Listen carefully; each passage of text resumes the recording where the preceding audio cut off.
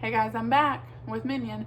Remember, the entire warehouse area, the wire just turned blue, and that's where I'm at. I'm on page 257. The sound of gunfire is nothing compared to a sonic boom of his arrival. I'm not sure how he got there. All I know is he is standing right in front of us, blocking the entry, so close I could touch him if I wanted to. I look into his eyes, wreathed by wrinkled spandex.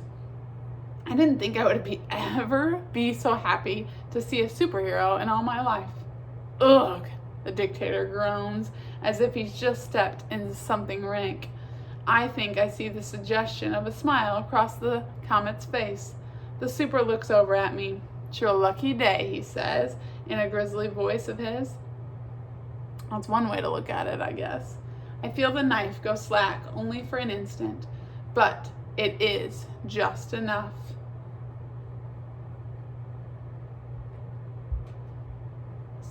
I drive my elbow as hard as I can into the dictator's gut, causing both of us to stumble backward.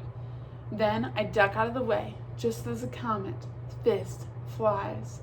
I watch from the ground. It's a direct hit, a jackhammer, a pile driver, just like mine, right in the chin. Except this time, the dictator flies 6 feet, landing in a heap and skidding along the stone floor. When he raises his head, I can actually see the imprint of the comet's fist emblazoned in the villain's steel mask. Can actually count the knuckle marks pressed into the metal. Underneath, I'm certain the man's jaw is shattered. Of course, when you do it, I say. Suddenly the entire room seems alerted to the comet's presence. It's as if the whole melee is put on pause. The gunfire stops. All eyes turn to us. Then both the dictator's zombies and Tony's men turn their weapons toward the superhero, the new threat bigger than any of the rest of them. Only the dictator's men open gunfire, though Tony's no better. They've been through this once already. I spot Zach in the chaos, fleeing through one of the tunnels. His boss, Huffling, is right behind him. The comet stands in front of me, deflecting bullets from the henchmen's rifles with ease, shielding me from the attack. Then, in a flash, he is on the offensive, darting into the swarm of brainwashed thugs, bending steel and breaking bones, delivering punch after punch, sending the dictator's numbered brutes airborne, piling them up behind him, unconscious. I get the same feeling as before, at once terrified and mesmerized and impressed.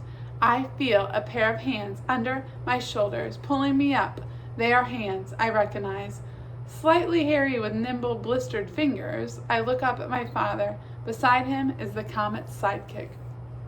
"Come on," the husky voice says from behind the mask. "We have to get you two out of here." My father grabs my hand and drags me along as we follow the black and gold suit down the hall. Dad has the bag from the workbench slung over his shoulder, his shirt flapping open, his feet bare. He is grinning like an idiot. As I look back into the central chamber, the last thing I see is the comet standing in the middle of the room, lifting the dictator up off the ground by his mashed metal face, the hero's free hand curled into a hammer. A 5-fingered bomb ready to explode. A grunt startles me, and I turn to see a numbered henchman materializing out of one of the rooms along the tunnel, finger on the trigger of his gun, but a swift kick from the black-suited sidekick sends the weapon flying, and another planted square between the henchman's thighs drops him to his knees. "Wow," I say breathless. "You are totally awesome." It's a stupid thing to say, I know, but it's the best I can come up with underneath the circumstances.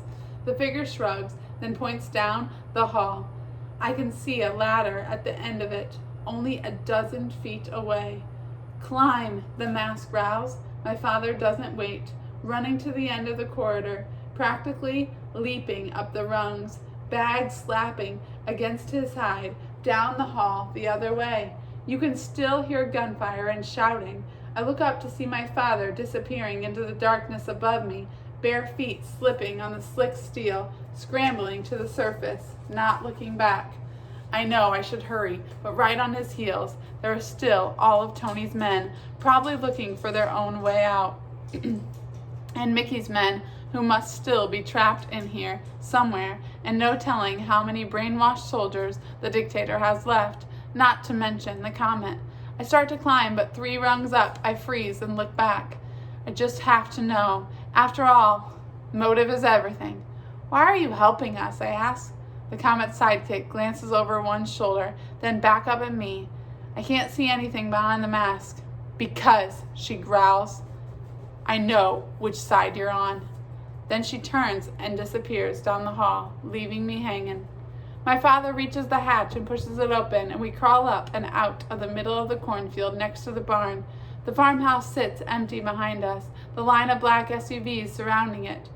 I catch a large figure looming over me out of the corner of my eye, and I turn to karate chop it or something, but it's just a scarecrow, a real one. Half of its stuffing spilling from a wound in its chest. Dad closes the hatch, sealing off the sound of the scuffle below. I wonder if the dictator's men have all been subdued, if Tony's men have found a way out, if Zach is all right. Wondering who is winning. I feel a pair of hairy arms squeeze around me, and I look up at the man who saved me once. I told you not to come, he says, clutching me so tight that I can count his heartbeats against my cheek. You told me to do something, so I did. Listen, Michaels, he starts to say, but I interrupt. If this is about my other father or my mother or the lies or Winnipeg or anything but getting the heck out of here, it will have to wait. This really isn't the time, I tell him.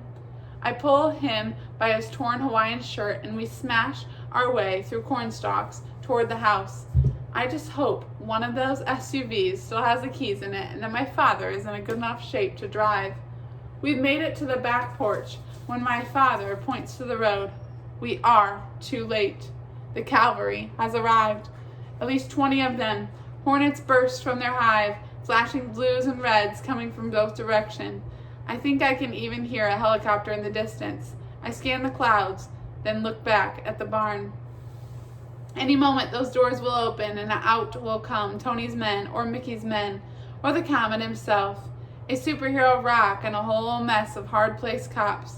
We will be cuffed and taken in for sure. Dad turns to me, a determined look on his face. Do you have any money left? A few $100. Do you know how to drive? What? You know, he says. Put the car in gear, press on the gas, try not to hit anything.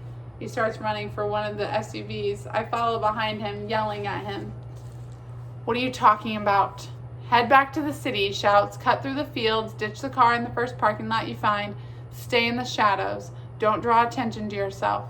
Then first chance you get on a train. A train? Take a train where? What are you saying? He opens the door to one of the cars and fumbles around on the floor, finding the keys. He pushes me inside. I push back, but he's still stronger than I am, even after everything that has happened. This was the summer I was going to start working out. Somewhere safe, he says. He actually reaches over and buckles my seatbelt for me. You're insane. Get in the car. Dad, I'm not driving this thing, and I'm not going to leave without you. Haven't you figured that out by now? He reaches over again and turns the key. The SUV purrs to life. The sirens are getting louder. It's all right, he says. I'll be all right. You came back for me, and I'm glad. But now you have to go.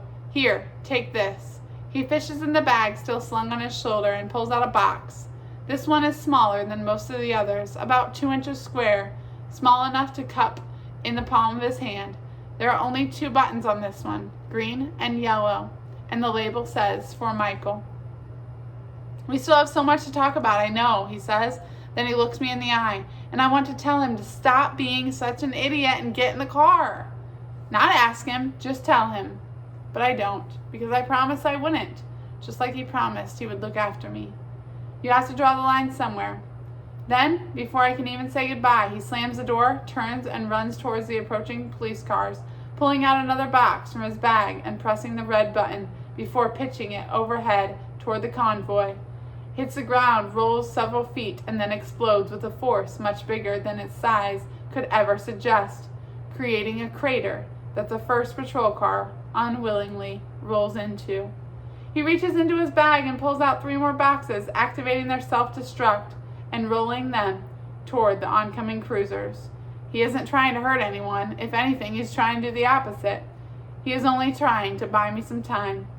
I gun the engine and I throw the SUV into drive, squealing and kicking clods of mud before catapulting forward, plowing through the field. Out my side window, I see the doors to the barn door open and at least a dozen men pour out. Tony's and Mickey's both, punching and kicking each other, not even realizing whose hands they were tumbling into. And in a rearview mirror, I see my father, one of the several, and yet the only one I've ever really had, all out of boxes, standing there with his hands up in the surrender as a swarm of cops surrounds him. Stopping there.